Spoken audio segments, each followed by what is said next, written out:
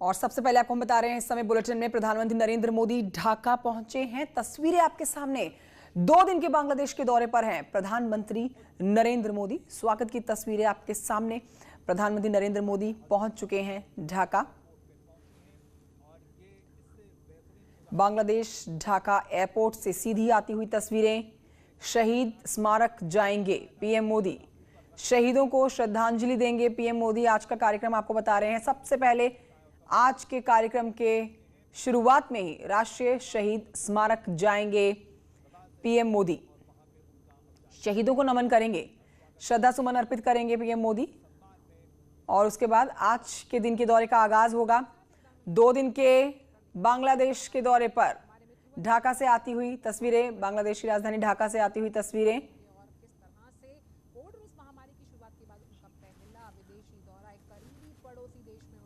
तो ये विमान भारत का जो लैंड कर चुका है और बस अब आप देखेंगे प्रधानमंत्री नरेंद्र मोदी को इस विमान से निकलते हुए। बहुत ही महत्वपूर्ण ये दौरा माना जा रहा है पीएम मोदी का। कोरोना काल में पीएम मोदी का ये पहला अंतर्राष्ट्रीय दौरा कहा जाएगा। देश के बाहर निकले हैं और बांग्लादेश पहुंचे हैं। बांग्लादेश ढाका से आती हुई तस्वीरें, विमान जिसमें इस समय सवार हैं प्रधानमंत्री नरेंद्र मोदी। स्वागत के लिए रेड कार्पेट बिछ चुका है पीएम मोदी के।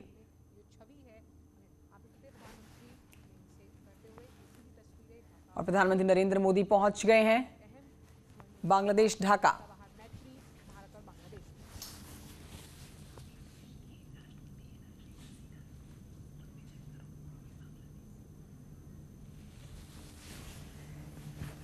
शहीदों को नमन करने के लिए सबसे पहले आपको बताएं, पीएम मोदी स्मारक जाएंगे, राष्ट्रीय शहीद स्मारक जाने वाले हैं पीएम मोदी, शहीदों को नमन करेंगे।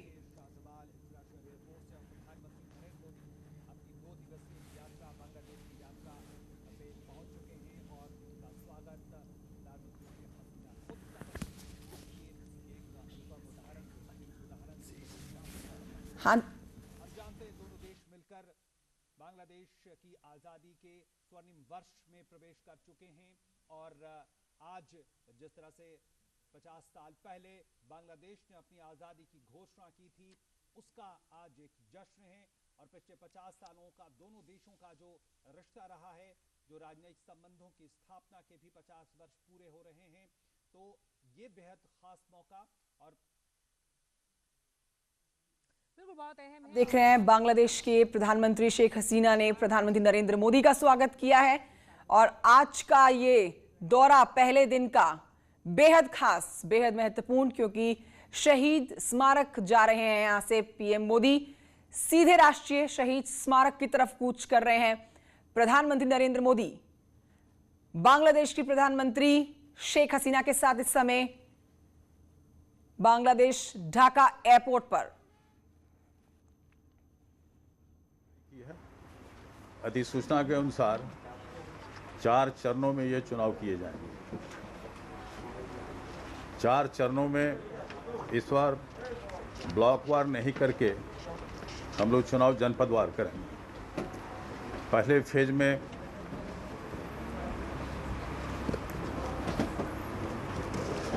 कितने जिले हैं तुम्हारे? 18। पहले फेज में 18 जिले हैं, दूसरे में 19 जिले हैं, तीसरे में 20 जिले हैं और चौथे में 18 जिले हैं। तो इन जिलों का मतदान एक दिन में समाप्त हो जाएगा, जो अलग अलग फेजेज में हैं। इसके अलावा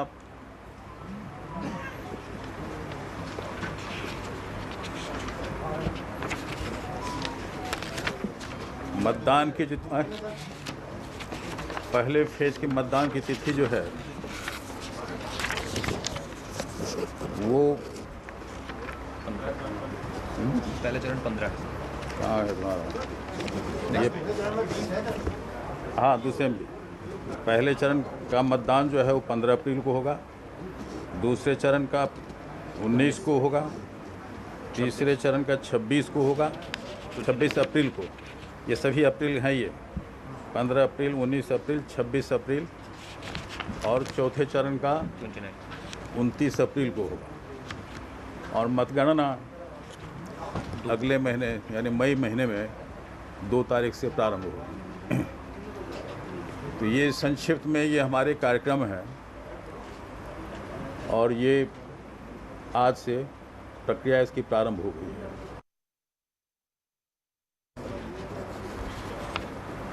इसमें 3 अप्रैल से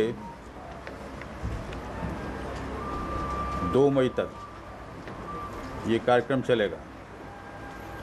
इसमें पहले फेज का नामांकन जो है वो 3 अप्रैल को रखा गया है।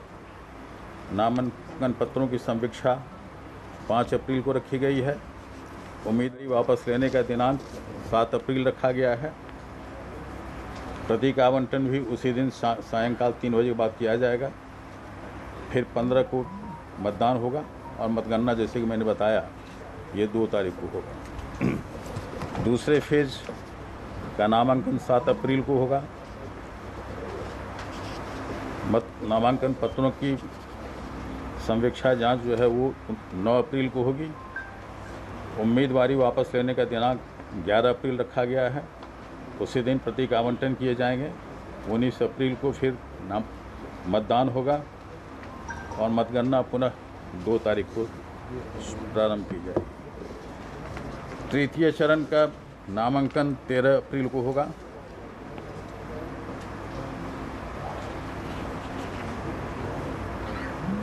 संवीक्षा यानी उसका परीक्षण 16 अप्रैल को किया जाएगा।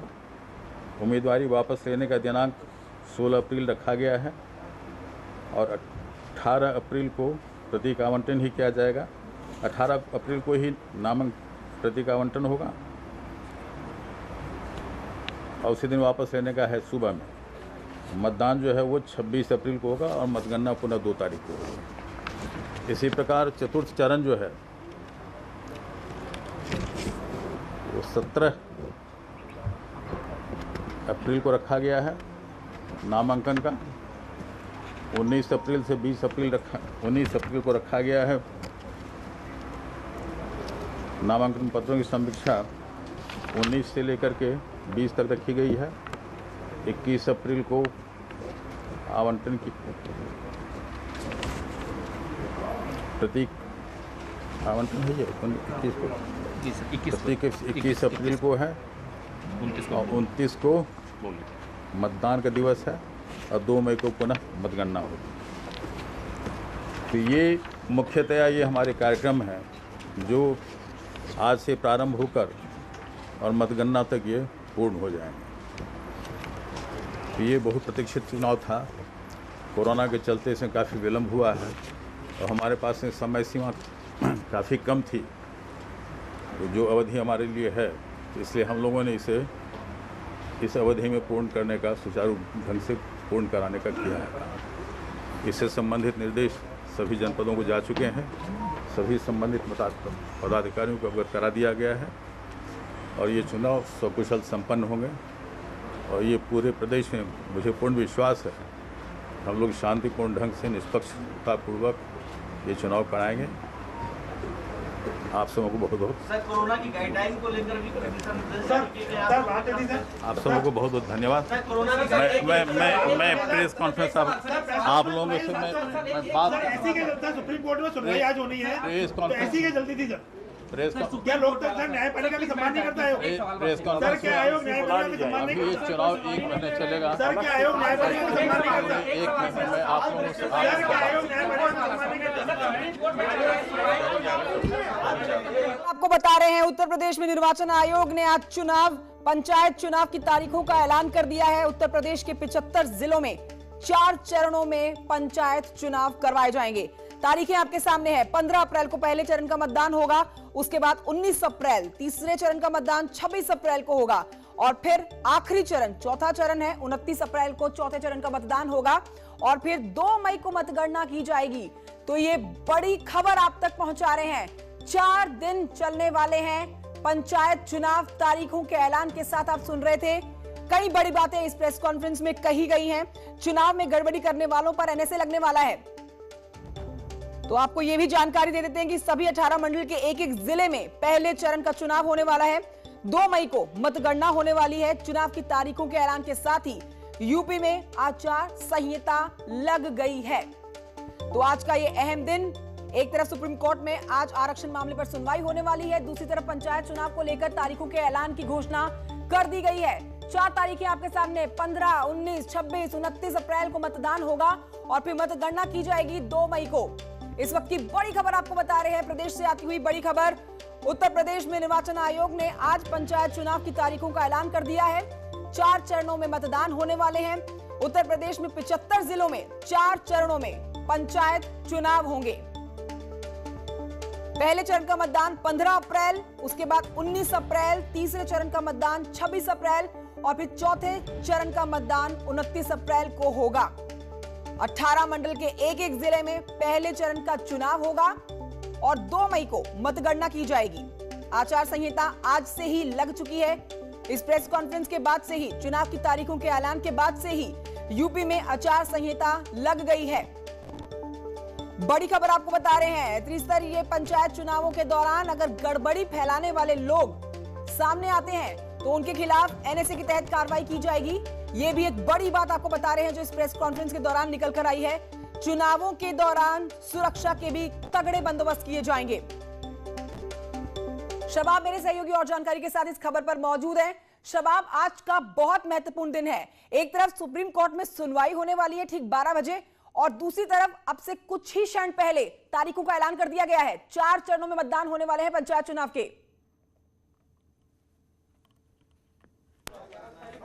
और बिल्कुल देखिए, तारीखों का ऐलान हो गया है। 4 चरणों में इन चुनावों को तय कर दिया गया है और लगातार हमारे दर्शक इस बात को देख भी पा रहे होंगे। पहले चरण का जो मतदान है वो 15 अप्रैल को है, दूसरे चरण का मतदान 19 अप्रैल को, तीसरे चरण का 26 और चौथे चरण का 29 अप्रैल को मतदान है। और ये पहली बार ऐसा होने जा रहा है जब जिलेवार आम चुनावों की तर्ज पर पंचायत चुनाव के भी जिलों का ऐलान किया गया है। पहले चरण में जिन जिलों में चुनाव होना है उनमें सहारनपुर, गाजियाबाद, रामपुर, बरेली, हाथरस, आगरा, कानपुर, झांसी, महोबा, प्रयागराज, रायबरेली, हरदोई, अयोध्या, श्रावस्ती, संत कबीर नगर, गोरखपुर, जौनपुर और भदोही शामिल हैं। इसके अलावा जो दूसरे चरण में है उसमें मुजफ्फरनगर, बागपत, गौतम बुद्ध नगर, बिजनौर, अमरोहा, बदायूं, एटा, मैनपुरी, कन्नौज, इटावा, ललितपुर जैसे तमाम जिले हैं। तो कहीं ना कहीं आयोग जो है वो बहुत इस समय चुनावों का ऐलान कर रहा है जब बहुत ज्यादा क्रिटिकल कंडीशन आरक्षण को लेकर के है, चूंकि सुप्रीम कोर्ट में भी याचिका लगी हुई है। लेकिन ये जान लीजिए कि इस प्रेस कॉन्फ्रेंस करने के बाद जो सरकार है, राज्य सरकार जो है वो सुप्रीम कोर्ट में ये कहने लायक हो जाएगी कि हमने तारीखों का ऐलान कर दिया है, लिहाजा जो सुप्रीम कोर्ट में याचिका लगी है उन पर सुनवाइयों का कोई मतलब नहीं होता। मोहम्मद शबाब, ये प्रेस कॉन्फ्रेंस बहुत ही नपी तुली रही। सीधे तौर पर समझे तो सिर्फ और सिर्फ चुनाव की तारीखों का ऐलान किया गया और मतगणना की तारीख का ऐलान किया गया। बाकी मीडिया के सवालों से जवाब देते हुए नजर नहीं आए हैं यहाँ पर प्रेस कॉन्फ्रेंस के दौरान। जब सुरक्षा की बात हुई तो उन्होंने कहा कि सुरक्षा पूरी तरह से तगड़ी रखी जाएगी और जो गड़बड़ी करने की कोशिश करेगा उनके खिलाफ एनएसए के तहत कार्रवाई की जाएगी। और देखिए, राज्य निर्वाचन आयुक्त तो प्रेस कॉन्फ्रेंस के लिए आए थे और मुमकिन उम्मीद थी, बहुत सारे सवाल थे और उनमें सबसे बड़ा सवाल जो था वो यही था कि सुप्रीम कोर्ट में जो याचिका लगी है इस प्रेस कॉन्फ्रेंस को आनन फानन में कर क्या संदेश दिया जाना चाह रहा था आयोग। इस बात के सवाल को वो बिना जवाब दिए यहाँ से निकल गए। हालांकि तारीखें अब ऐलान हो गई हैं। सुप्रीम कोर्ट में 12 बजे की जो सुनवाई है उस पर कोर्ट क्या फैसला लेता है ये सबकी नजरें इस पर होंगी। लेकिन जो मतगणना है वो बंगाल के नतीजों के साथ ही आएगी। 2 मई को नतीजे बंगाल में भी घोषित होंगे। उसी के साथ ही उत्तर प्रदेश में पंचायत चुनावों को लेकर के जो है वो जो नतीजे हैं उनको घोषित किया जाएगा। और जो कयास लगाए जा रहे थे कि 30 मार्च से पहले जो है आयोग घोषणा कर सकता है, तो आज आयोग ने प्रेस कॉन्फ्रेंस करके तमाम चीजों का ऐलान जो है वो कर दिया है। तमाम पार्टियों ने अपनी कमर कस ली होगी क्योंकि पूरा अप्रैल का महीना, मोहम्मद शबाब, पूरा अप्रैल का महीना तारीखें जब सामने आई हैं तो तमाम पार्टियों ने बहुत ध्यान से इन तारीखों को नोट कर लिया होगा क्योंकि मई महीने में दूसरे ही दिन पर मतगणना शुरू हो जाएगी। तमाम पार्टियों की तैयारी पूरी हो चुकी होगी।